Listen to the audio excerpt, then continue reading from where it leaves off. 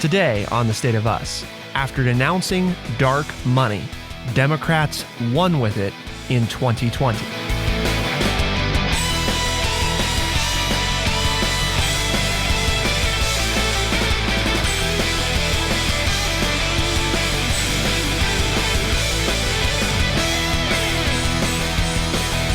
Welcome to The State of Us. I'm your host, Justin T. Weller, joined, of course, today by the one and only friendly redneck liberal and senior resident historian at True Chat, Mr. Lance L. Jackson. Today, a New York Times analysis reveals how the left outdid the right at raising and spending millions from undisclosed donors to defeat Donald Trump and win power in Washington. And yes, you heard that right. I said the left outdid the right. The Democrats outraised in dark money the Republicans. Now that may seem almost hard to believe, and it is a little hard to believe. But today we're going to dive into what the New York Times investigation found. And I know if some of you out there aren't wild when we use the New York Times, I think one of the significant things to think about today is whatever your opinions may be, if you believe the Times to be a left-leaning institution, they're reporting on the hypocrisy of the left today. So it almost, in some ways, I would think, should carry more validity for people than maybe it would under regular circumstances. That notwithstanding, though, before we get started, what is the word of the day? Well, the question is, are our political parties being Pharisaic? P-H-A-R-I-S-A-I-C. Pharisaic.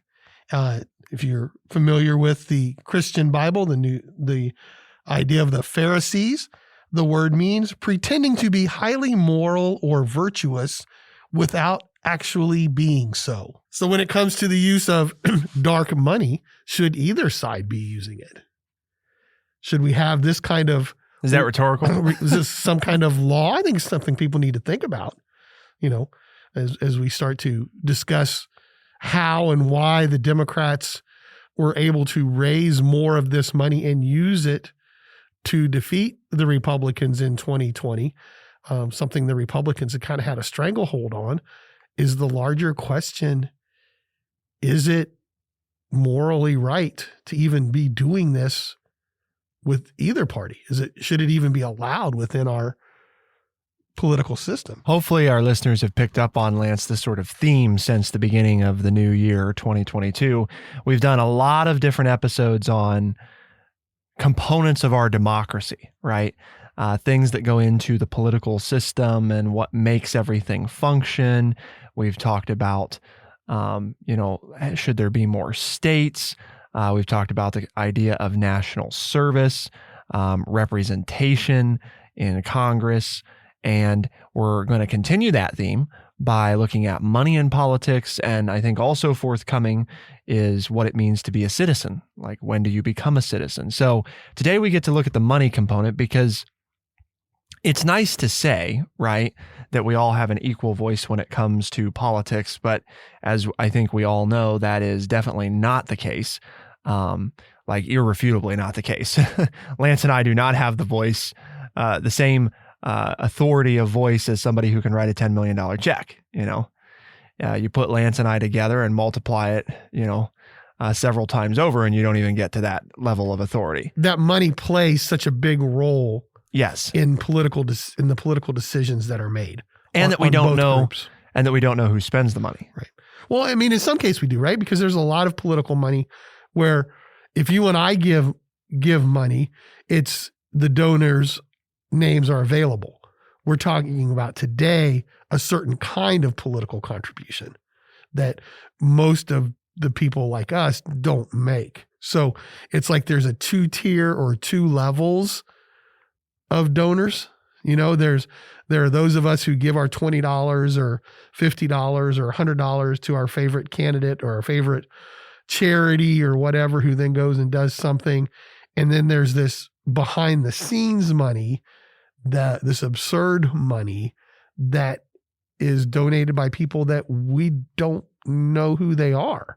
Hence the name dark money. We don't know who these people are and what they're doing, but they're obviously pushing their own political agendas by donating this kind of, quote, dark money, right? And the definition of dark money means funds spent to influence politics by nonprofits that do not disclose their donors. One thing I want to point out, because I do think this is a fundamentally important thing to make sure is clear, right? There are countless nonprofits across the country who do tremendous work every day, who are organized for the right reasons, right? Who are trying to make a difference in their communities or in their country or in the world somehow. The thing that a lot of people, I'm not sure, Lance, fully understand is that there's a lot of different types of nonprofits. And you might, well, what do you mean by that? Well, so what makes a nonprofit, right? Well, lots of different types of companies can be nonprofits. And I think this is a common misconception as well, that they're all created equal. Most nonprofit organizations, okay, are actually a corporation, right? They are a corporation just like for-profit corporations. They are often a C corporation. Don't need to get into what specifically that entails, but that's the most common type.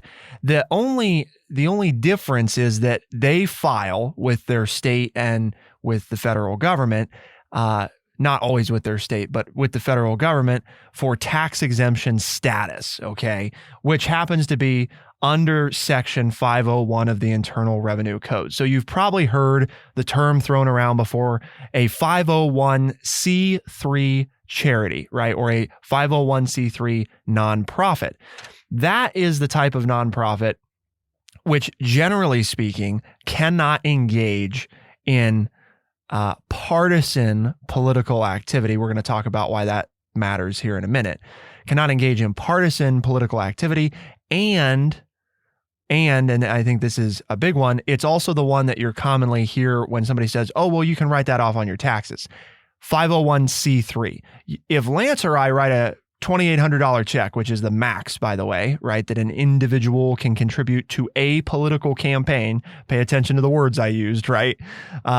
Lance writes his $2,800 check, gives it to the candidate. Well, he can't write that off on his taxes. That's not an expense. It's not a deduction. It doesn't do anything for him. Now, it still went technically to a nonprofit entity, right? Because political campaigns are not organized to profit. They're organized to advance like a cause. And the way to think about it is very similar. If you're not Section 501c3, they're still nonprofits. They still don't have to pay taxes on the income, okay? But you as an individual cannot write off what's being contributed to those. So commonly political organizations are 501c6 or 501c4. For example, we've had on the show a number of times, Lance, No Labels, okay? They're a, quote, nonpartisan group working out of DC to get Democrats and Republicans to work together. They're a 501c4, okay? So they're not a public charity. They are a nonprofit, and they do actively engage in political activity. The reason I'm giving you that backstory is because what I don't want is for people to say, well, we always knew all the nonprofits were corrupt and, it's just a simple way to avoid taxes. And, are there corrupt nonprofits? Absolutely. Are there people doing it for the wrong reasons? Sure. There's also thousands of 501c3s across the country who are little tiny organizations, that spend less than $1 million and less than $10 million a year, who are solely organized and trying really hard to make a difference, somehow in the world. So that said, how did the Times figure all this out? Because I think that's important, Lance, right? They talked about this investigation. Well, they looked at IRS tax filings for these organizations. Over 150 nonprofits that they reviewed for the 2020 filing season, and they selected 15 of the most active politically oriented organizations that generally aligned with each party. And what they found is that their analysis proved that the 15 most politically active nonprofits that align with the Democratic Party spent more than $1.5 billion, that's billion with a B, in 2020, compared to the roughly $900 million that was spent by a comparable sample of 15 of the most politically active groups that were aligned with the GOP. Yeah, another 600. But again, right? Who started this? Who's always been Just another 600. Who's been the leader in this? Well, the Republicans.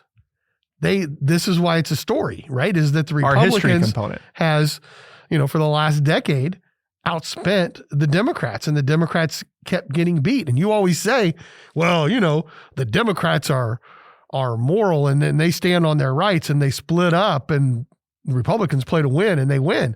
Oh, so what the Democrats do? Well, if this is what it takes to win, the Democrats are like, well, we need to catch up and play by the rules and use this dark money. And if we use more dark money than them, then we can win. So since the rules of the game didn't change and the Republicans weren't willing to change the rules, which the Democrats, there is a senator from Rhode Island who has been trying to change the rules concerning dark money. But since the Republicans have said, no, we're not going to change the rules, this is benefiting us, we're going to keep it. The Democrats said, okay, well, if these are the rules of the game, then we're going to play by the rules that are in place, and they managed to win. So is that a negative thing? I mean, you and I play board games, right? We love to play board games, and nobody wants to play with us because we know the rules inside and out. We use the rules so we can win. That's kind of what the Democrats did here. I guess here's, I would break it down into two components, right? Is what they're doing wrong? Well, we'd have to define wrong. Is it illegal? No. It's Pharisaic. They're following the letter of the rule, but it doesn't necessarily mean that they're being moral. Right. Well, right. They're pretending, right, to be moral. Here referring to the Democrats. Wow, we hate dark money. And then we used it to take the White House, the House of Representatives, and the Senate in 2020. It was legal, as we've talked about, I think, a lot of times on this show. Does that make it right? And I'm sure there's people out there saying, well, the Republicans, they've been doing it, so of course it's right, but I think, as if you've listened to this show, that's not our measure of right and wrong. Just because somebody else did something bad, right, doesn't make it okay for you to do something bad. It sounds a lot, Lance, like that episode that we had on moral licensing, right? Which is, well, not to pick on Lance here, but it was the example that comes to mind.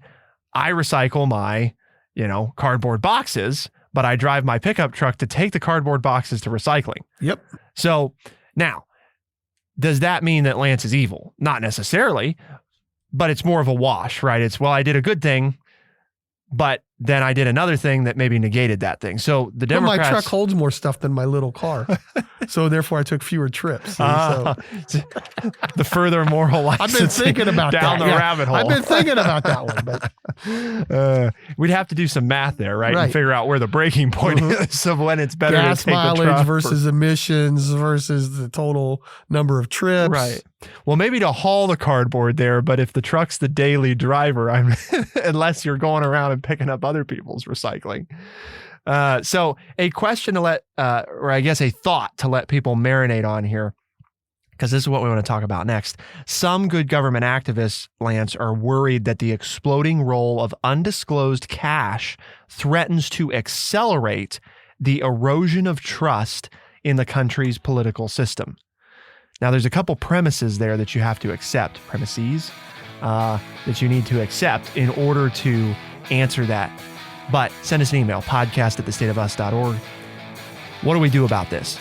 If you don't like the idea of people donating literally hundreds of millions or billions of dollars and none of us knowing who it came from or why, then we got to keep talking about it and figure out what the solution is. Keep it here on The State of Us, and we'll be right back.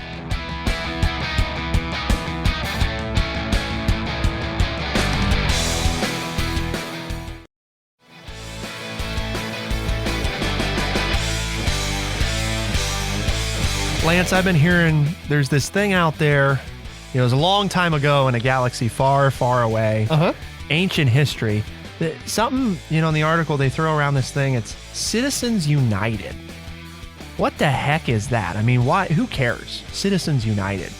I'm told it was pretty important, right? Well, it was a Supreme Court case in 2010 that expanded the kinds of political spending by nonprofits that unleashed all this, quote, dark money into the elections. And two famous industrialists, the Koch brothers, took advantage of this and oversaw a political operation that came to actually outstrip the Republican Party financially, that they spent more of their money on conservative ideas because the Supreme Court ruled that different types of donations are not limited, because they said that would step on the wealthy to use their money the way they wanted to. And if we were a free country, then this type of spending needed to be allowed because it was freedom, pretty much, right? I mean, basically that's what it did. It said, because there was talk of, we're going to limit campaign donations from people and organizations. We're going to limit that. And people said, well, that's not fair. If I want to give more of my money to X, then I should be allowed to do that. That's freedom. That's my right to be able to do that. And you shouldn't limit me just because you don't like who I support. Yeah, I think the other thing to understand is you've probably heard people, Lance, right, say, well, I have the right to donate, my money to whoever I want. And we talk about, well, where does that right come from? Right? Because this is a big issue when we talk about political contributions. It comes back to this. Do you have a right to give money to a candidate of your choice? And how much authority, if any, does the government have to restrict your right to do that? Because if we answer that question, it answers, I think, all these subsequent questions, right? Which is, if it's established that you have the right to express your freedom of speech by contributing to a political campaign, then you have to answer, are there limits on that? And if it's a matter of freedom of speech, then there is also, I think, an inherent assumption there that speech is public, right? I mean, Lance has the right to go stand on the sidewalk in downtown Urbana and hold up a sign, that says the Bengals suck, right? He has that right to do that. But it's been held up a number of times through the Supreme Court that Lance also therefore has no expectation of that his view is going to be private, right? Because he's standing on the sidewalk, holding up a sign, expressing his freedom of speech, So now you're into the interpretation and Lance, of the Constitution, realistically shouldn't be upset, right? If somebody comes to him the next day and says, oh, I heard you think the Bengals suck. Well, how could you say that? You're not allowed to know that. Well, you just stood on the sidewalk holding up a sign, and everybody saw you holding it. So, and that's where I guess the point here is, this is part of the problem. It's murky. Why? Because believe it or not, I mean, this is just fascinating. You have the freedom of speech in this case without anybody knowing who you are. Correct. And the Constitution nor the Bill of Rights, okay, neither explicitly states a right to vote exists. And this is always fascinating to me, because you think about our founding documents and like how much importance we put on them, but nowhere does it actually say, right, in black and white, that Lance or Justin has the right to vote explicitly. Now, that said, 1964, 1966, the Supreme Court has upheld in multiple instances that Article 1, Section 2 of the Constitution gives citizens the right to vote for members of Congress, although voting rights per se do not present First Amendment challenges, related issues such as ballot access. Okay, because if I obstruct your access to the ballot, I am impeding your ability to freely express your opinions. The issue that I take with that, Lance, is we have secret ballots. So is it really freedom of speech to vote?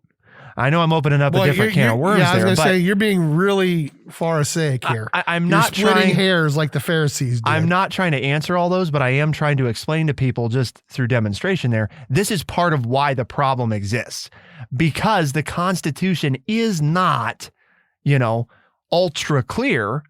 Well, one, it's not clear at all on voting, because voting rights are not expressed, in the Constitution or the Bill of Rights. They don't set up a right to vote, which, just like, again, we covered in a show recently, the Constitution actually nowhere mentions what form of government we have. We all say we have a democracy or a republic. We've talked about that before. But our documents that set up our government don't actually say anywhere what type of government we have. But the point of what we started out with, and I agree with what you're saying, and it is an interesting point, is does this do a service or a disservice to democracy by having this? In the overall picture, do we trust our democracy more or less because of this court ruling that's led to this dark money? And I mentioned him earlier, but not by name, but Senator Sheldon Whitehouse, a Democrat from Rhode Island, has sponsored legislation to crack down on this secret spending, this dark money, says that it has, in his opinion, unleashed a tsunami of slime and disserves a democracy. But he said, one lining here, that since the Democrats are now taking this dark money business more seriously, maybe Republicans will actually begin to support some transparency. So it's fine, the idea being, okay, you played the game legally, Republicans, with this rule, but now that you got beat with it, maybe you'll be more willing to come to the table to talk about a way to limit it so that we can, in Mr. Whitehouse's opinion, save our democracy. And here's I guess what I want to point out, because to me this is the potential quote unquote fix, the straightforward one, right? Laws that limit campaign contributions have been challenged as violating the First Amendment. In 1976, the Supreme Court upheld that some parts and struck down other parts of the 1974 amendments to the Federal Election Campaign Act, okay? And basically what that act did was it imposed political contribution and expenditure limits and disclosure requirements. And what the court decided here, Lance, this is, I think, very important because this is what I believe is the rest of it. The court upheld that contribution limits, how much you can donate to a campaign, they upheld those limits, stating that while money given for political purposes implicates First Amendment concerns, the governmental interest in preventing corruption or its appearance of corruption permitted such action. In other words, the Supreme Court basically said the need to avoid corruption or prevent corruption outweighs an unbridled amount of spending, right?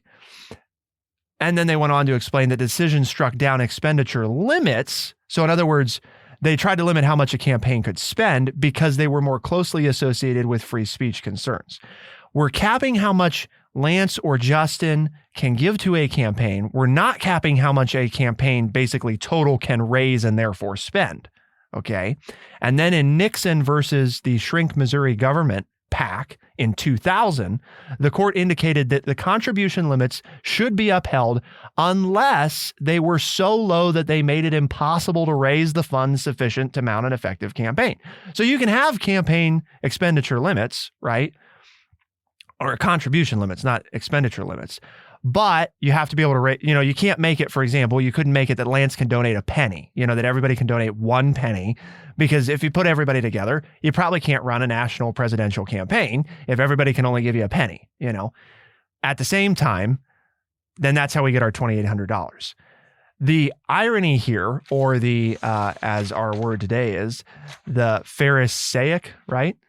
The Pharisaic reality is that the Supreme Court, however, invalidated limits on corporate spending and union spending. So there were several cases, the, of course, most notable one, Citizens United versus the Federal Election Commission in 2010, where the court overturned earlier rulings limiting corporate spending in campaigns, basically saying that unions and corporations can use their general funds to advocate and do electioneering communications. So here's the problem that I have, right, Lance? If corporations in the United States are people, you might say, what are we talking about? Well, from a legal standpoint, in case you didn't know, they basically are people. They are perpetual entities, irrespective of their individuals. And we're talking about standard corporations, not LLCs or sole proprietorships, a little different. But corporations, if they're people, why are they not held to the same standards that Lance and Justin are held to? How is it fair? How is it okay? How does it impact my freedom of speech that another person, right, i.e. a corporation, a nonprofit, can give $50 million and not tell us where that money came from, but my name has to go on the list as having written the check for $2,800? Yeah, if you have an idea or you think you've got an answer to this before you listen to the third episode, send us an email at podcast@thestateofus.org and let us know what your opinion is. And if you come up with something that we don't mention, we might read it on the air. You might have a better answer than we do. So let us know your thoughts and opinions on it. But we're going to talk about it in the last segment, so stay tuned.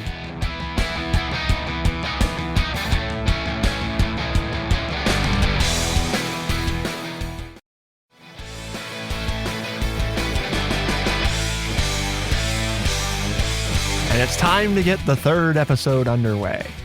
It's actually the third segment, but just having a hard time picking on Lance today. That's right.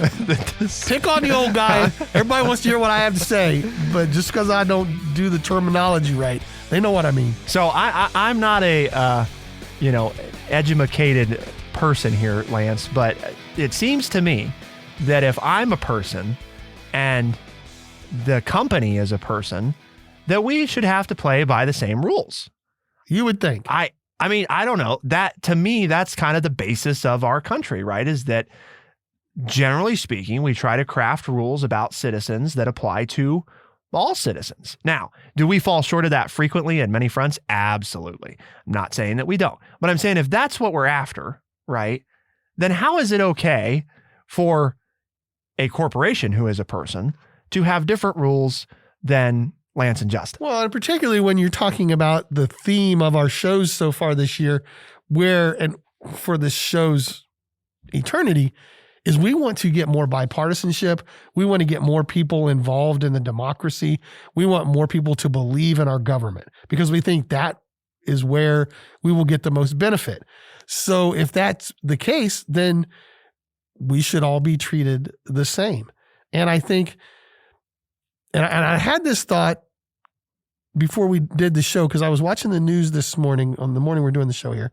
And in our state of Ohio, we have a huge Senate race. A sitting Republican is leaving, and there are 6 different Republicans running for the Republican nomination, as well as a couple of Democrats who are running for the nomination. But they were showing, interestingly enough, this morning on the local news station, the amount of money that the Republican candidates have raised. And it goes right along with this. And I'm thinking, wouldn't it be cool if an election, every candidate had the same amount of money to work with? Then I wouldn't vote for them because they've plastered the airwaves with their names or with ads that of what they believe in. They would all have the same amount of money to spend, and then they would have to decide what's the best way to get people to vote for me. I think it's very important to dispel the notion that the amount of money raised is based on popularity. Okay. And I'm talking Biden, Trump, every candidate ever. Okay. And here's why. Lance and me and 98 of you listening get together. Okay. And we each have $1. So we got 100 people, right? $100. Well, now Bob Smith comes along, writes a check for $200. Well, there was 100 of us with $100.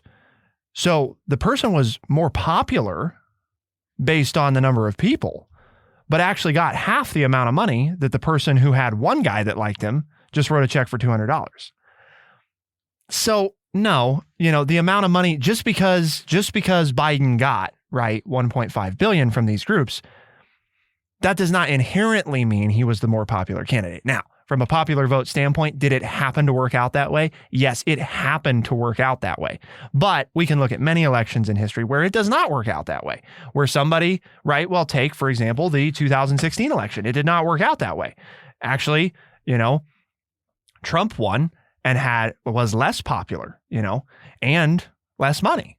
So it's not always a predetermined notion that just because you spend more, you're necessarily going to win. But the hiding of who's spending what and why, I think the Supreme Court's done a nice job of outlining that. The benefit of keeping it private is outweighed by the damage of keeping it private.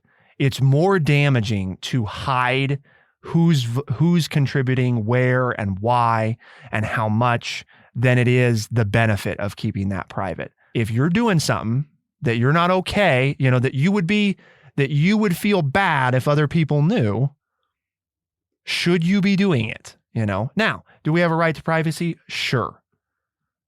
But I think in this extent, again, it's that balance of. But see, why include the public in it at all? That's my point. Is you're talking about people, corporations being the same, everybody donating money, whether you donate $1 for 100 people or $200 for one person. I'm just saying, let's just say if you're going to run for the Senate, you have to get, whatever percentage we think is fair of of registered voters to sign your petition to get you on the ballot. And once you do that, then you have X amount of dollars you can spend.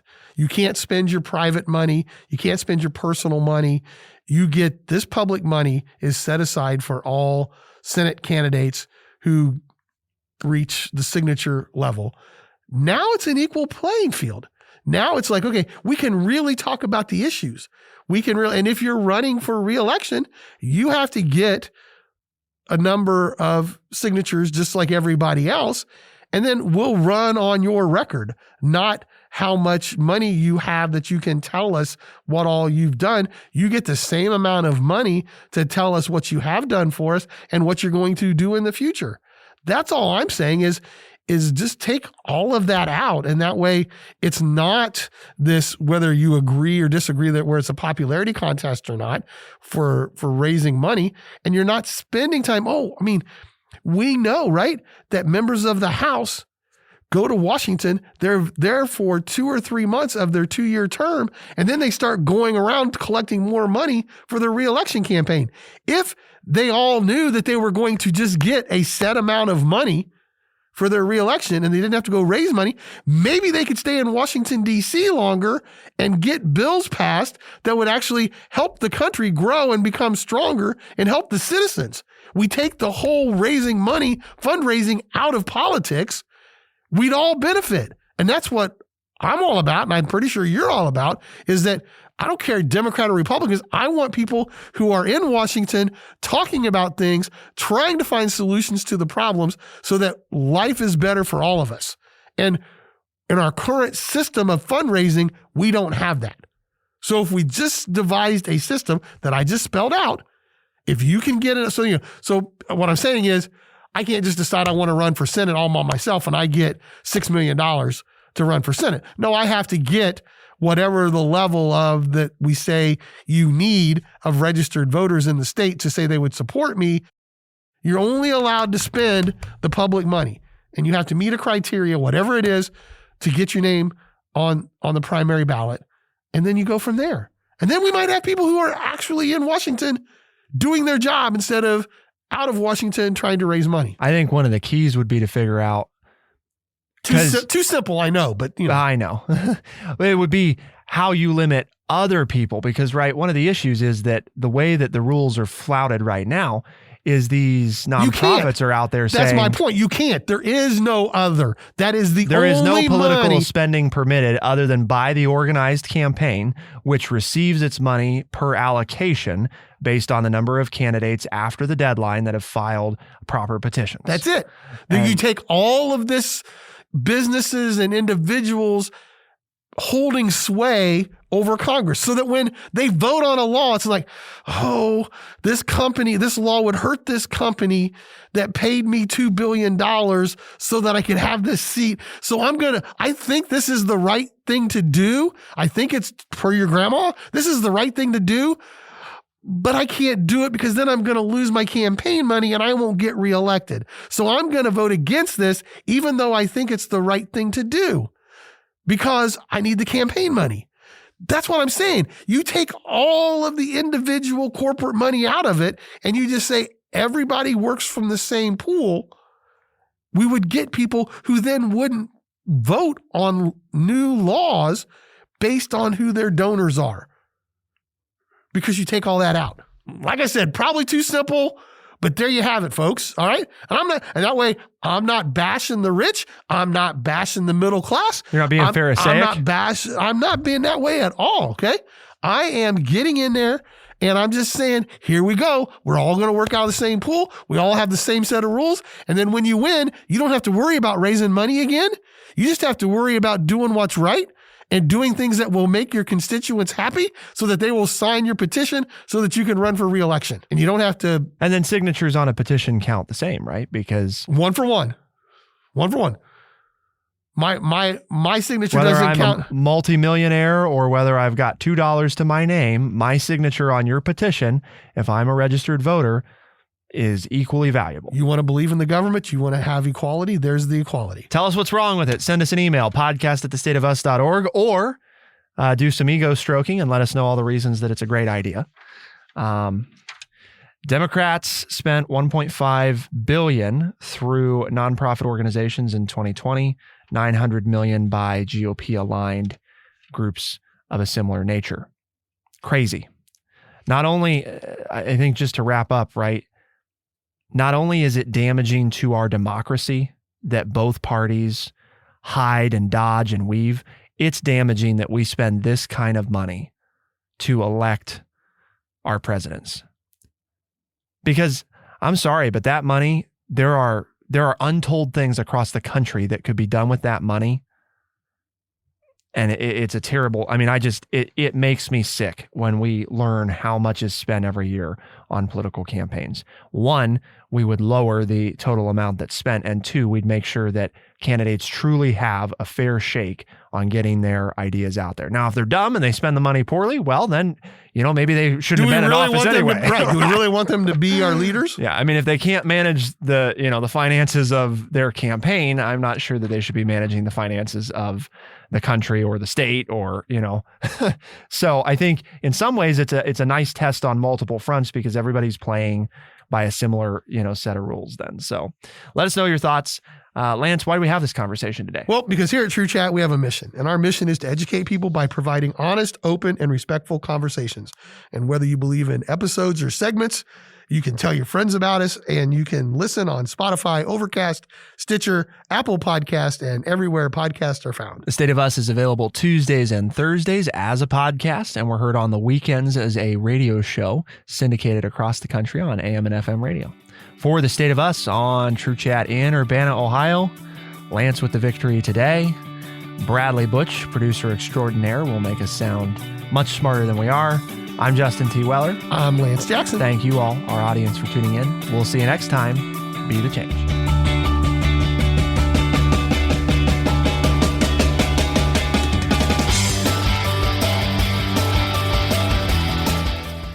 Be sure to check out our website, thestateofus.org, for books, articles, and all the ways to tune in. thestateofus.org.